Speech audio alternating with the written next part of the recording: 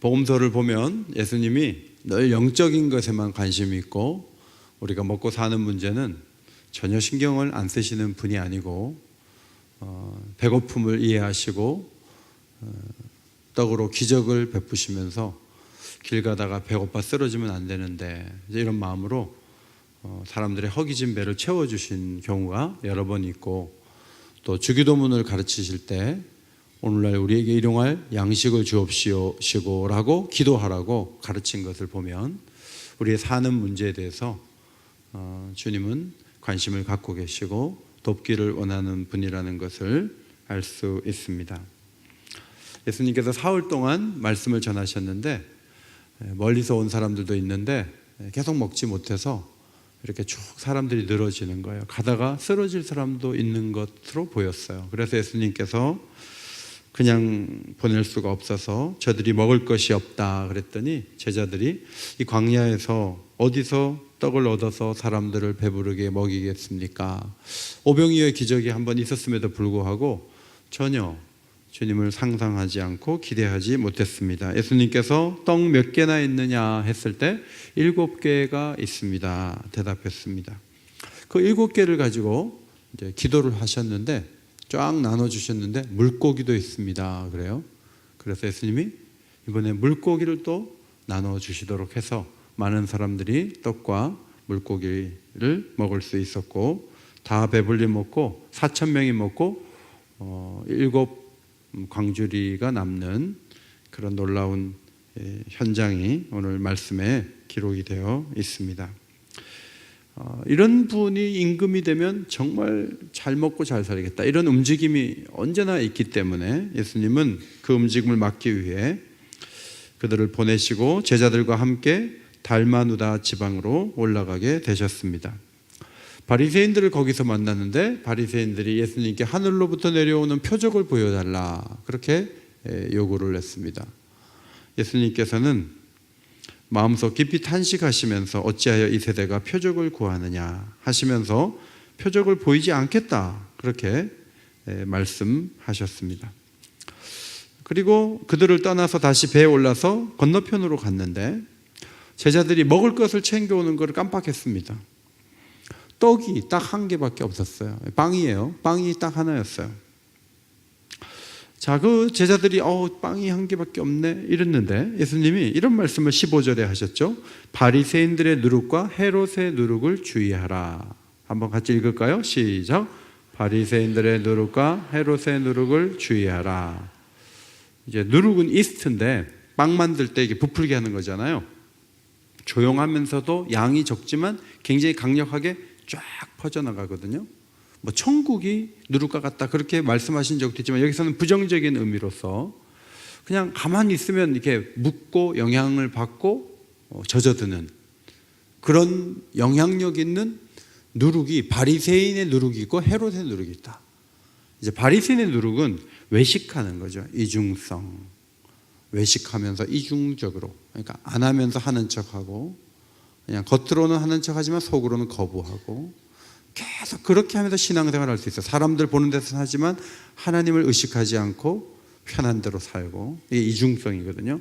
이런 외식에 빠져들 수가 있다. 제자들이 나중에 종교인이 되다 보면 반복해서 뭔가 종교적 해석 행위를 하다 보면 거기에 진실성이 빠지고 습관적으로 예수를 믿고 예배를 드리다 보면 누구나 바리새인의 외식에 빠질 수 있다. 예수님 그거 생각하시고 조금 전에 바리새인들이 표적 보여주면 믿어주겠다 이런 식으로 나오지 않았어요? 그래서 예수님은 저 사람들이 겉으로만 저렇게 신앙이 있는 척하고 표적이나 구하고 저렇게 엉뚱한 사람들처럼 되면 안 된다는 거예요. 그래서 바리새인의 누룩을 주의하라. 우리도요 신앙생활 잘해야 돼요. 우리는 잘못 생각하는 게 뭐냐면 바리새인 같은 사람이 20살 때도 바리새인이고 30살 때도 바리새인이고 60살 때도 바리새인이고 그런 줄 알아요. 그런데 40살까지 바리새인이 아니었다가요 50대 들면서 바리새인처럼 이게 변질되는 경우가 많아요. 60까지 괜찮다가요 70대 돼가지고 바리새인같이 변할 때가 있어요. 예수님 지금 그것을 경계하시는 거예요. 너희들 교회 세우면 성도들 쫙 모이면 하다 보면 종교적인 쇼를 할 수가 있어. 너희들 그렇게 되면 안 돼. 이제 그 미래를 보고 심각한 말씀을 하신 거죠. 헤롯의 누룩은요, 사악함을 말해요. 사악함.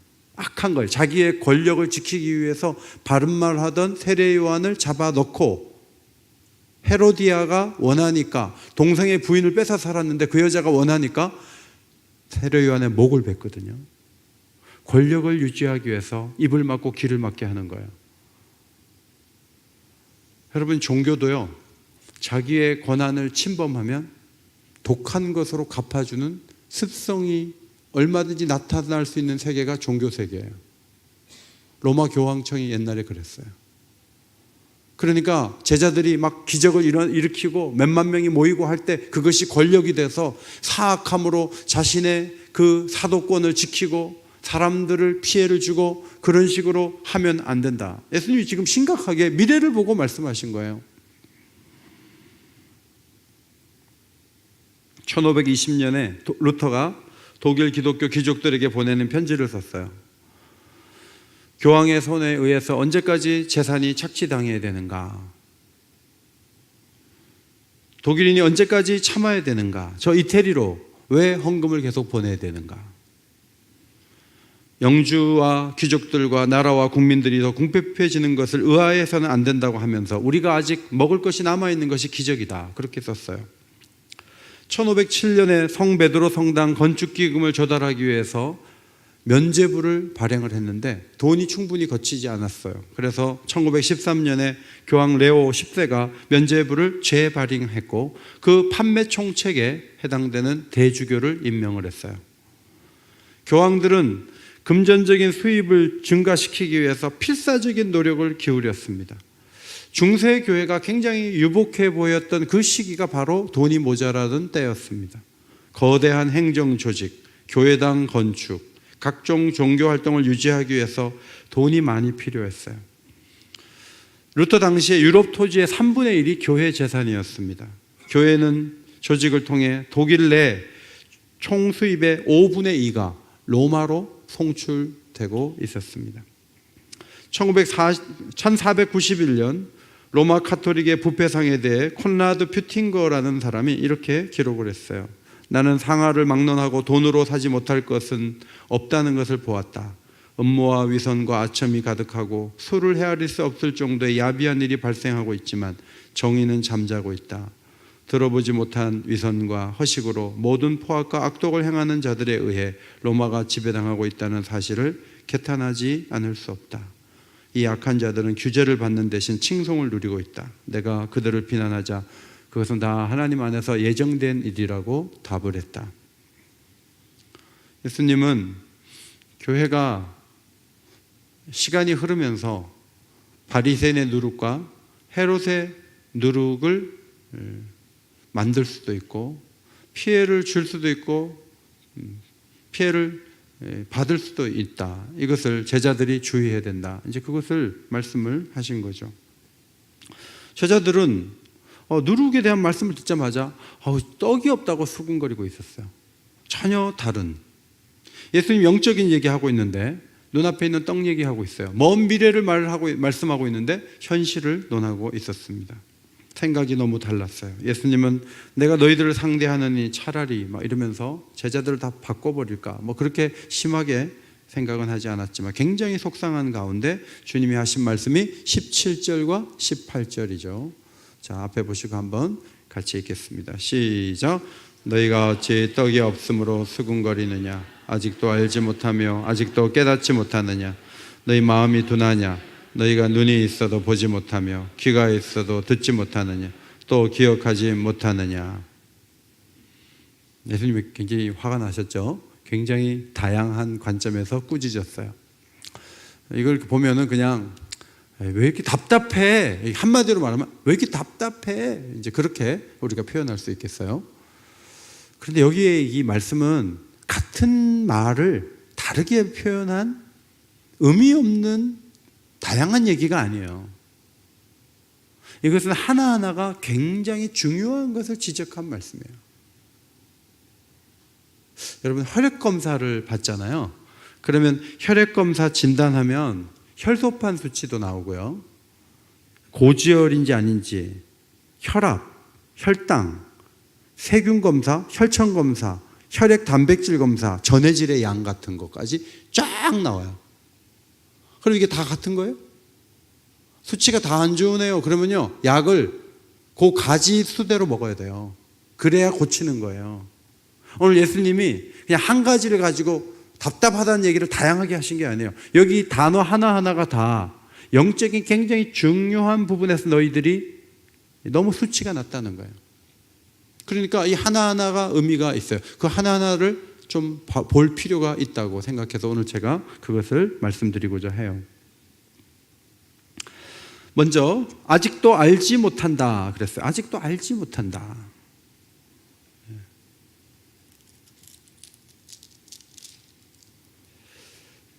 17절에 너희가 어찌 떡이 없으므로 수군거리느냐 아직도 알지 못하며 그랬어요. 자, 뭘 모른다는 거죠? 뭘 알지 못한다는 거예요? 예수님이 누군지 아직 잘 모른다는 거예요. 지금 예수님하고 같이 다닌 지가 꽤 시간이 흘러가고 지금 제자들이 마가복음을 통해서 보면 뭐 죽은 자가 살아나는 것도 봤고요, 풍랑이는 바다가 잔잔해지는 것도 봤고, 병 고치는 것도 봤고, 오병이어의 기적도 봤고, 정말 많은 기적을 봤어요. 또 칠병이어의 기적도 봤어요. 그런데 그냥 그것을 보긴 했는데 예수님은 잘 몰라요. 아직 예수님이 누군지 잘 몰라요. 그래서 아직도 잘 날 모르느냐, 이제 그 말씀을 하시는 거예요. 떡 한 개를 보면서 주님이 굶기겠는가 하고 주님을 봐야 되는데 떡 한 개를 보면서 큰일 났네, 떡 안 갖고 왔네, 굶겠네 이러고 있어요. 그러니까 예수님이 나를 모른다는 거예요. 여러분, 기적이 많으면 예수님을 알까요? 기적을 막 많이 경험한 사람은 예수님을 정말 잘 알까요? 그렇지 않을 수도 있어요.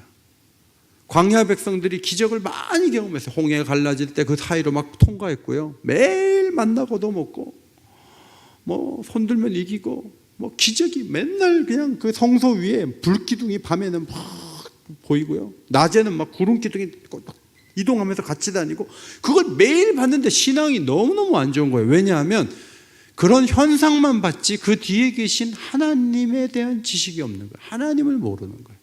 이것이 굉장히 광야 백성의 한계였죠. 여러분, 예수를 알고 그 아는 지식에서 자라가기 위해서 베드로 사도는 이런 얘기를 했어요. 베드로전서 2장 2절 말씀 앞에 보시고 같이 읽겠습니다. 시작. 가난한 아기들 같이 순전하고 신령한 젖을 사모하라. 이는 그로 말미암아 너희로 구원에 이르도록 자라게 하려 함이라. 하나님의 그 은혜는, 그 구원은 크고 풍성하잖아요. 좋은 거잖아요. 그런데 신령한 말씀을 계속 가까이 하면, 신령한 젖을 가까이 하다 보면 구원에 이르도록 자라는 거예요. 구원은 단번에 받는 것으로 끝나지 않고 하나님이 우리에게 주시려고 하는 이 높은 수준들의 그 풍성함이 있어요. 그것을 하나하나 다 채워가는데 그 채워가는 방식이 어떻게 가능한가 하면 신령한 젖을 사모하는 거예요. 하나님 말씀을 자주 대하고 묵상하고 가까이 하고. 제가 늘 묵상집 좀 사세요라고 부탁을 드려요. 여러분은 이제 집에서 이렇게 보면서 지난달도 아무것도 쓰지 않고 지지난달도 안 썼고 작년 7월, 8월호, 9월, 10월호 전부 다 아무것도 안 샀는데 뭐하러 사나 하고 안 사죠. 그리고 묵상을 잘 안 하시는 경우가 많은데, 하나님 말씀을 사모하는 정신. 저는 자동차에서 틀어놔요. 틀어놓으면 어디 1시간 가잖아요. 1시간 내내 들려와요. 그러면 뭐 앞에 신경 쓰니까 뭐 머릿속에 다 새기는 건 아닌데요, 제 귀에 탁 걸리는 게 있어요. 가끔 제가 성경 인용할 때 제가 차 안에서 듣다가 인용하는 경우도 많아요. 하나님이 탁 걸리게 하신단 말이죠. 그래서 성경은 역사 속에 하나님이 어떻게 일하셨는가를 추격해서 보여주기 때문에 이 신령한 말씀을 계속 가까이 하다 보면 구원에 이르도록 자라고, 더 중요한 것은 예수님이 누구시구나, 하나님이 누구시구나 하는 것을 배워가고 채워가는데, 예수 믿고 30년 됐으니까 하나님 많이 알 것 같죠. 어떤 분은 성경 400도 가시고 이런 얘기했어요. 하나님을 큰 산이 있으면 모래를 한 움큼 짐만큼 안다 그랬어요. 하나님이 큰 산이라면 내가 성경 400도 가고 모래를 조금 짐만큼 안다 그랬어요. 하나님은 너무 크신 분이에요. 그분을 알아가는 게 이미 나는 다 채워졌다, 교만한 거예요. 그렇지 않아요. 하나님을 계속 알아가시기를 바랍니다. 성경을 통해서도 알지만요, 기도 응답이 오면요, 하나님 이런 분이시구나, 더 놀랍고요, 순종하면서 또 알아가요. 순종하면서 또 사랑방 식구들과 함께 움직이면서 알아가요. 여러 가지 신앙적인 경험들은 하나님을 아는 것으로 집중될 때 굉장히 효과적이고 굉장히 좋은 거예요. 신앙생활에 연수만 쌓이는 것이 아니라 하나님을 점점 더 알아가고 깊어지는 성도들이 되시기를 바랍니다.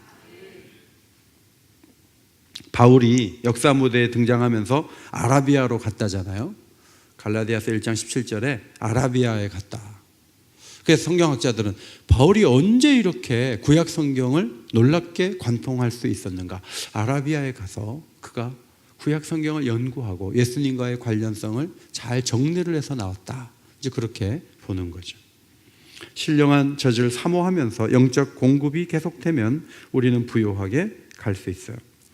그 다음에 예수님이 아직도 깨닫지 못하느냐 그랬어요. 아직도 깨닫지 못하느냐. 제자들이 깨닫지 못했어요. 기적의 의미, 또 말씀의 의미, 그걸 깨달아야 되거든요. 떡을 자꾸 이렇게 한 번씩 보여준 것은 한 끼 해결해라, 뭐 쇼를 하는 게 아니고요. 예수님이 하늘에서 내려온 신령한 떡이라는 거예요. 예수님을 먹어야 생명이 유지된다.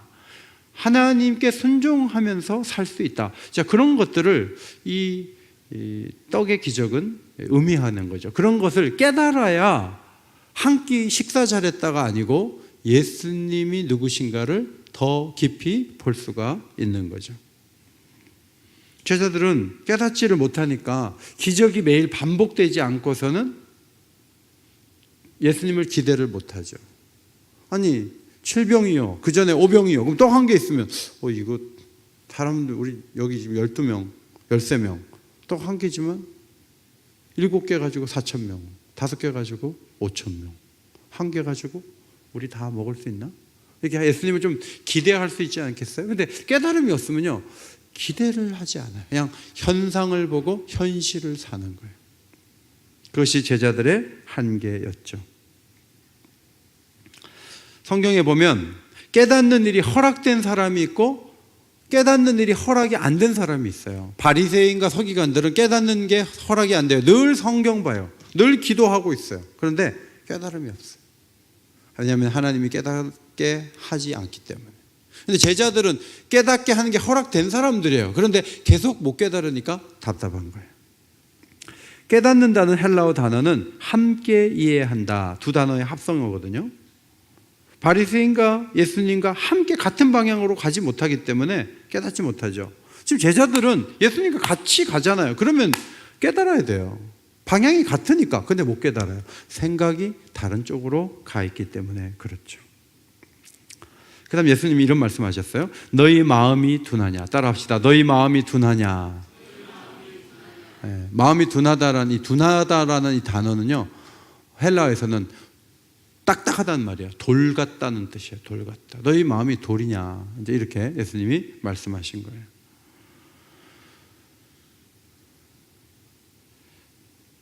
전에도 물 위로 예수님이 걸어오실 때 유령이다라고 이렇게 하고 그 제자들이 그렇게 막 너무 놀라고 한 것이 이 둔해서, 마음이 둔해서 그랬다 하는 말씀이 6장에 한번 또 나오죠.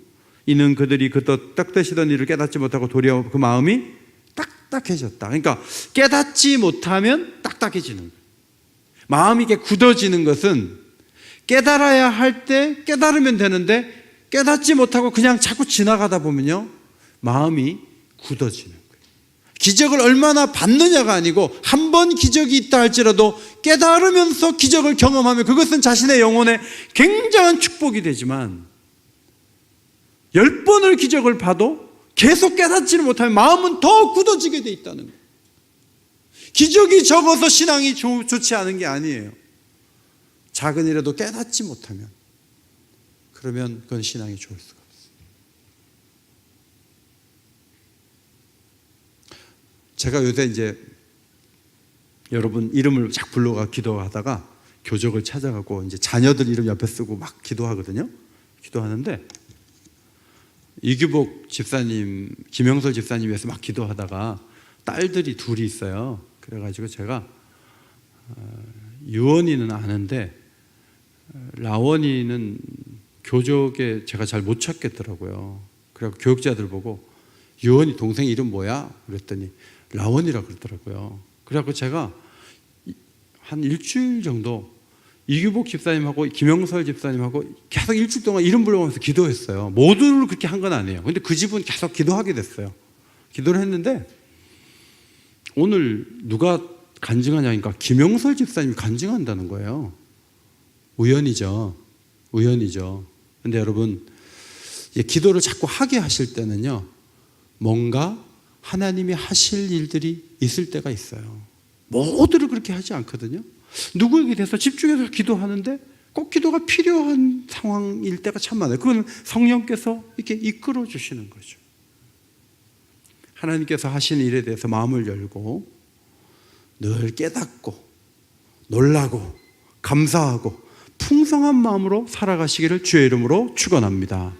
그것이 하나님 기뻐하는 모습이에요. 4가지 밭을 예수님 말씀하셨는데 돌밭은 뭐죠? 돌밭은 즉시 기쁨으로 받는데 뿌리가 없어 잠시 견디다가 어려운 일 생기면 그냥 무너지는 거예요. 오늘 제자들이 떡 주는 현장에서는 굉장히 신나서 기쁘게 떡을 돌렸어요. 그런데 자기들이 떡이 하나 있을 때는 이것밖에 없는데 어떡하지? 굶나? 이렇게 하고 있어요.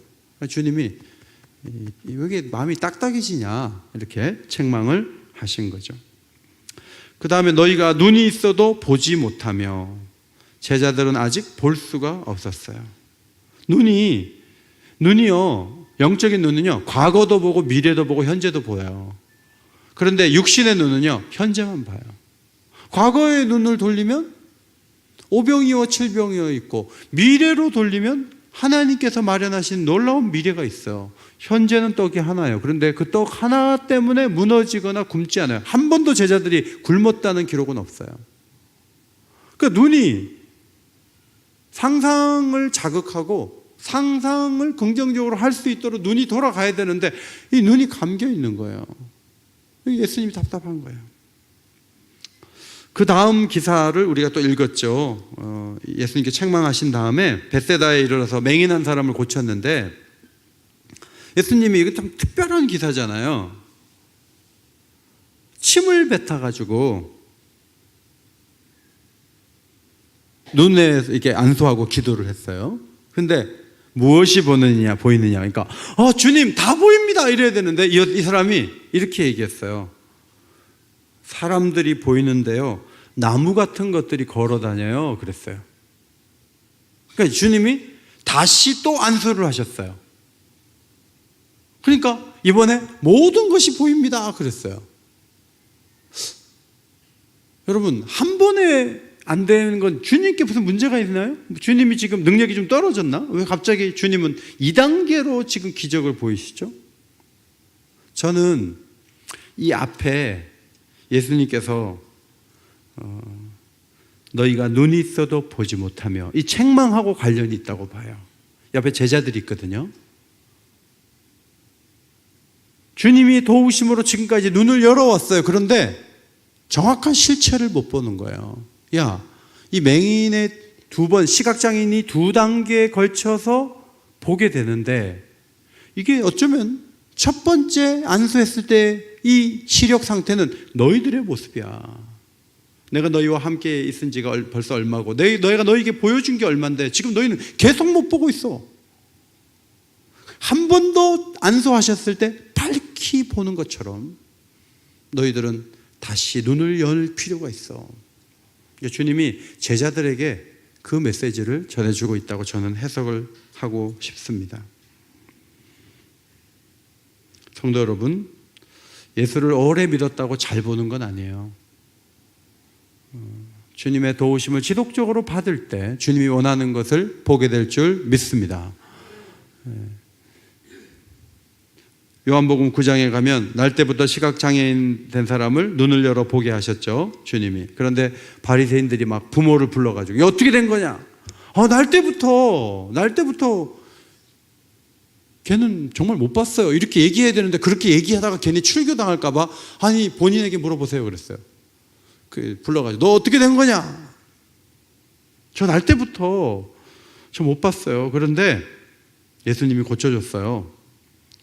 야, 그는 안식일을 안 지키니까 하나님으로부터 온 사람일 수가 없고, 그가 죄인인, 예수는 죄인인데 어떻게 표적을 행하냐? 막 이렇게 막 압박을 했어요. 앞을 보게 된 이 장애인은 예수의 능력을, 그분이 하나님으로부터 오셨음을 증거를 하면서 종교인들이 쫓아내는 그 압박 속에서 피해를 입었습니다. 예수님은 자신이 심판하러 세상에 왔지만 보는 자들은 보게 하고 보지 못하는 자들은 맹인이 되게 하려 한다. 보지 못하는 자들은 보게 하고 보는 자들은 맹인이 되게 하려고 오셨다. 그렇게 말씀을 하셨어요. 떡 한 개가 계속 한 개냐? 그렇게만 보냐? 그거는 제대로 못 보는 거다라고 말씀을 하셨죠. 존 태칠이라는 신부가 있고요, 마틴 루터라는 신부가 있었어요. 존 태칠은 면죄부 판매 1위를 했던 도미니크파의 신부였고, 마틴 루터는 여러분이 아시는 대로 종교개혁을 기가 막히게 이루어냈던 종교개혁자죠. 둘 다 신부예요. 그런데 양쪽에 극단의 길을 가요. 면죄부 판매를 많이 한 존 태철은 마틴 루터는 사형시켜야 된다 이렇게 주장했어요. 면죄부를 많이 파는 그 사람은 조직에 충성하는 게 신앙이 좋다고 생각하는 거예요. 조직. 마틴 루터는 성경이 기준이다.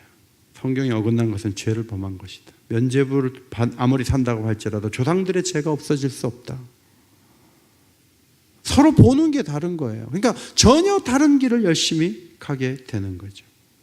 여러분이 교회를 보는 눈도 그렇고 미래를 보는 눈도 그렇고 성경적인 관점을 가지고 제대로 보고 멀리 보고 영적으로 보고 깊이 볼 수 있는 아름다운 성도들이 되시기를 주의 이름으로 축원합니다. 그 다음, 귀가 있어도 듣지 못하느냐. 제자들은 많이 들었는데 해석이 잘 안 되는 거죠. 바리새인의 누룩을 주의하라, 헤롯의 누룩을 주의하라. 야, 떡 안 가져왔다 이러고 있어요. 무슨 의도로 말씀했는지 전혀 모르는 거예요. 안 들리는 게 되게 힘든 거예요, 여러분. 우리 교회 성도들 가운데 청력이 아주 안 좋아서 전혀 안 들리는데도 예배 시간에 앉아 계신 분이 계세요. 저는 참 고맙게 생각해요. 안 들리는데 거기 앉아 계신 거예요. 그런데 제가 이렇게 보면은 그분이 안 들리기 때문에 졸아요. 안 들리는 분들은 졸아요. 너무너무 지루한 거예요. 힘들어가지고. 오늘 제자들은 예수님이 하고자 하는 의도를 전혀 듣지 못했어요. 그러니까 답답하고 힘든 거예요. 염려가 많은 거예요. 아모스 8장 11절에 내가 기근을 땅에 보내리니 양식이 없어 주림이 아니며 물이 없어 가람이 아니요 여호와의 말씀을 듣지 못한 기갈이라. 제가 캐나다에 두 달 있었는데요. 캐나다에 갔을 때 캐나다에 있는 사람들이 굉장히 동성애자가 많다는 걸 거기 가서 알았고, 그리고 하여튼 우리가 보지 못한 문제들이 굉장히 많이 있다는 걸 발견했는데, 그때 한국은 비가 안 와가지고 막 어려웠어요. 근데 이 나라는 얼마나 비가 많이 오는지 막 계곡마다 물이 넘쳐. 그래서 제 마음속에 이제 그 생각을 했어요. 아니, 한국은 교회가 그렇게 많고 그렇게 기도하는데 비가 없어가지고 저렇게 물이 없어서 고생하는데, 캐나다는 뭐 내가 보기엔 문제 참 많던데 여기는 비도 많이 오네요. 하나님, 우리도 비 많이 주고 이 나라 좀 마르게 하시지, 뭐 이제 그런 생각을 제가 했는데, 어느 날 제게 깨달아진 바는 그거예요. 캐나다에는요 예배당을 파는 데가 많더라고요. For sale 해가지고요 예배당을 팔아요. 교인들이 안 모여요. 그래갖고 어디는 그냥 비료 같은 거 막 이렇게 넣어놓고요 아무도 예배 드리는 사람이 없어요. 저주가 하늘에서 비가 안 오는 것만 저주가 아니고요, 말씀을 들으러 오는 사람이 없는 거예요. 오긴 교회도 뭐 금요기도 해도 안 오고, 주일날 예배도 안 나오고, 전부 관심이 딴 데가 있어갖고 전부 돌아다니는 것만 좋아하면 그것이야말로 위기가 아니겠어요? 안 오는 이유 중에 하나는 재미가 없어요. 안 들리기 때문에. 이 들려지는 역사가 있게 되기를 바랍니다. 이게 큰 축복이에요. 최종환 집사님이 전에 은혜가 오니까 이불을 뒤집어 쓰고 성경을 막 너무 읽다가 부인이 주무시는데 깰까봐 이불 속에서 막 라이트 켜고 막 하다가 눈에 백내장이 와가지고 수술을 하셨다고 이제 그 얘기를 한번 하셨는데, 막 은혜가 오면요 막 보고 싶고요, 듣고 싶고요, 막 달게 느껴지고 너무너무 좋은 거예요. 이 들려지는 축복, 뭔가 들려지는 축복. 난독증에 걸린 사람처럼 성경만 보면 막 싫은 거예요. 이 굉장히 큰 저주예요. 그거는 하나님 말씀이 느껴지고 기뻐하고. 그 다음에 또 기억하지 못하느냐, 18절에 또 기억하지 못하느냐. 예수님이 이제 기억을 되살리기 위해서 물어봤어요. 야, 5병이어로 몇 바구니 남은 조각을 거뒀지? 12바구니죠. 그러면 7병이어로는 몇 광줄이 거뒀냐? 7이죠. 기억하네. 근데 왜 기억하지 못한다 그러죠? 다 잘 기억하는데. 예수님이 지금 기억하지 못한다는 말씀을 왜 하시냐면요, 자기 문제와 그 기적을 연결하지 않는 거예요. 이게 기억하지 못한다는 거예요.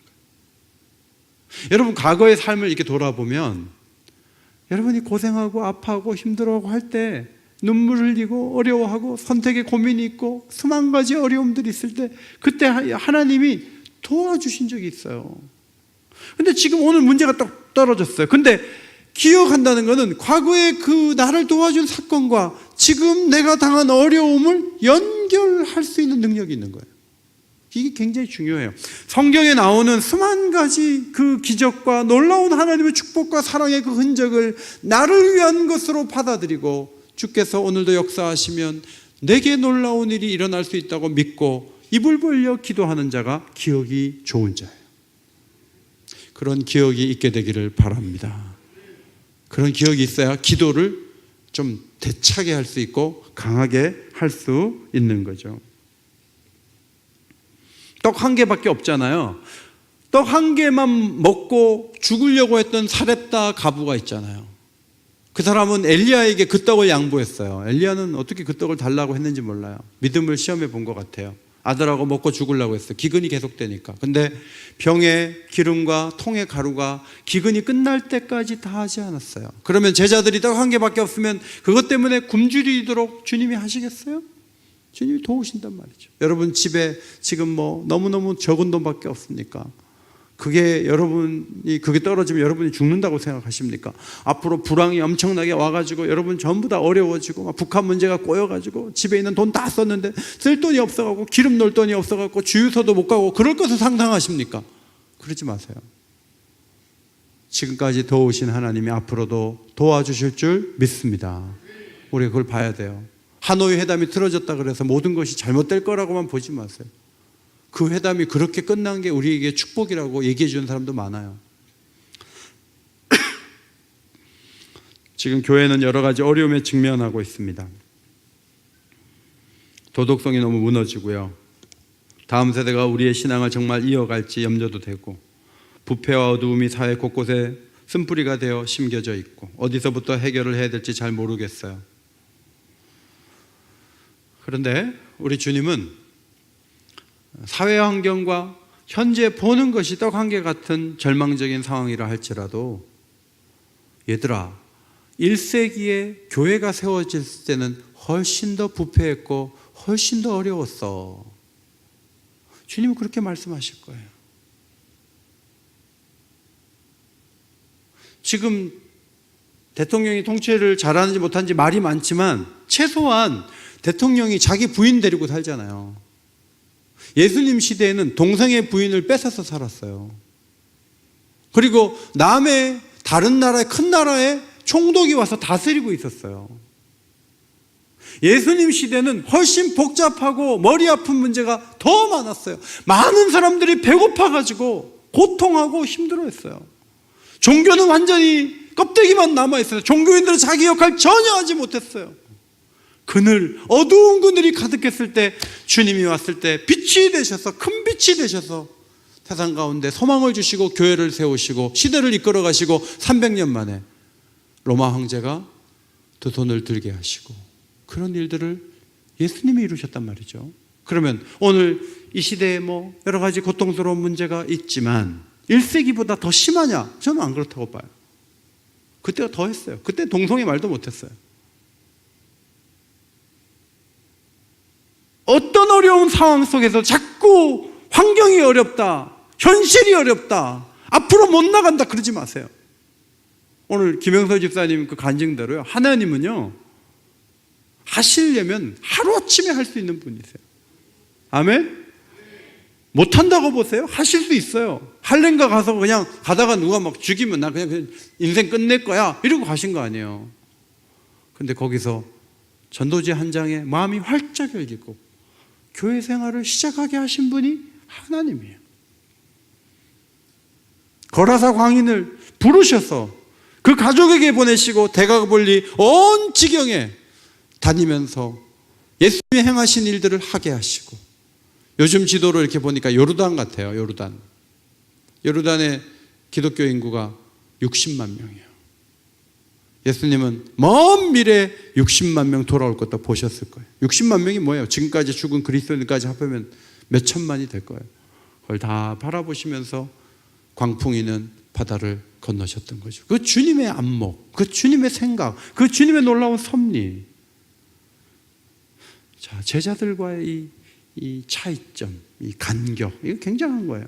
어쩌면 주님은 우리에게 그런 답답함을 느낄 때가 있을 것 같아요. 여러분, 오늘 기도하실 때 제가 하나하나 지금 말씀을 좀 드렸는데 다 기억하지 못하시겠지만 예수님을 더 알게 하소서, 깨닫게 하소서, 마음이 둔해지지 않게 하소서, 눈을 열어 주소서, 귀를 열어 주소서, 기억하게 하소서. 그래서 주님이 원하시는 모습으로 승리할 수 있는 하나님 백성들이 다 되시기를 주의 이름으로 축원합니다.